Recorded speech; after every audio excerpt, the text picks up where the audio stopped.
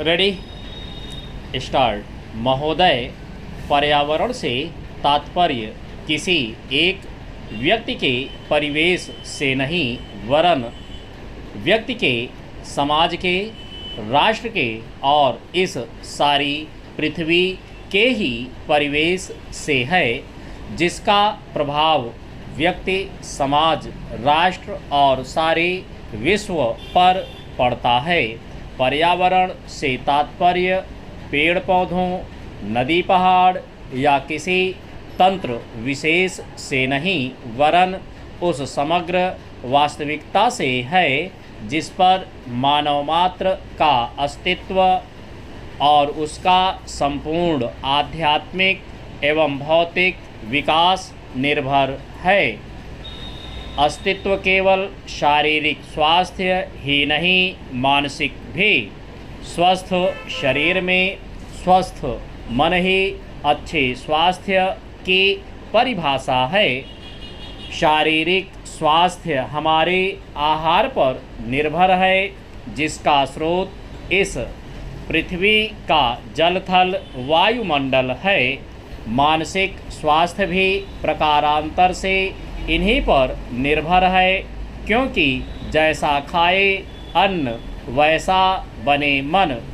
स्वस्थ जीवन पर सबसे अधिक प्रभाव हमारे चिंतन का, हमारी परंपराओं का और उन सब परिस्थितियों का पड़ता है जो हमारे ऊपर आरोपित हैं या की गई हैं या की जा रही हैं।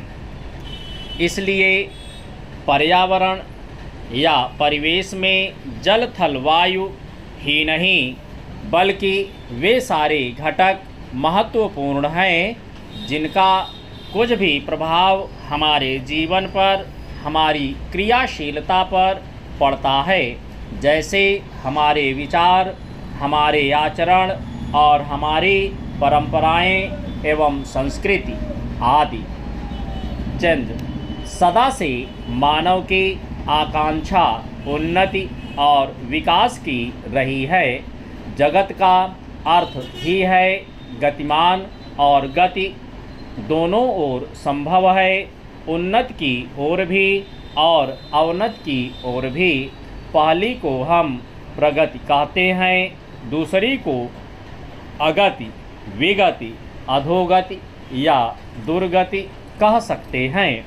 वास्तव में मनुष्य ऐसा जटिल प्राणी है जिसमें अनेक विरोधाभासी और असंगत प्रतीत होने वाली प्रवृत्तियां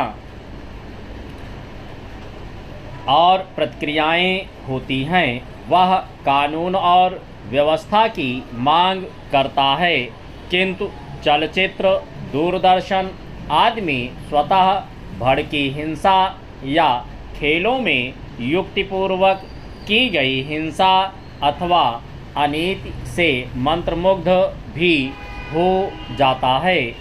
मनुष्य अपनी ही जाति या वर्ग के व्यक्तियों के प्रति प्रायः बहुत अधिक प्रतिद्वंद्वी होता है, किंतु कोई बाहरी खतरा उपस्थित होने पर उनके प्रति हद से ज़्यादा सहयोगी बन जाता है।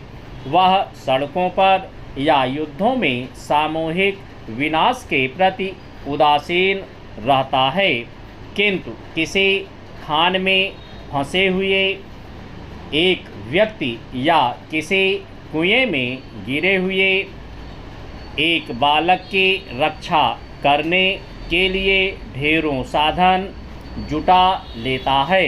कुछ विद्वान कहते हैं कि मनुष्य बंदर की संतान हो या ना हो, किंतु उसमें खालिस बंदर की द्वैध प्रकृति प्रायः होती है।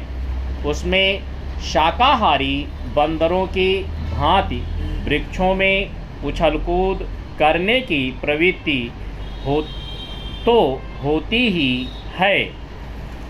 साथ ही ऐसे बंदरों की स्वाभाविक जिज्ञासा भी होती है जो अत्यंत संगठित गिरोहों में रहते हैं और भांति भांति का मांस खाने में मज़ा लेते हैं।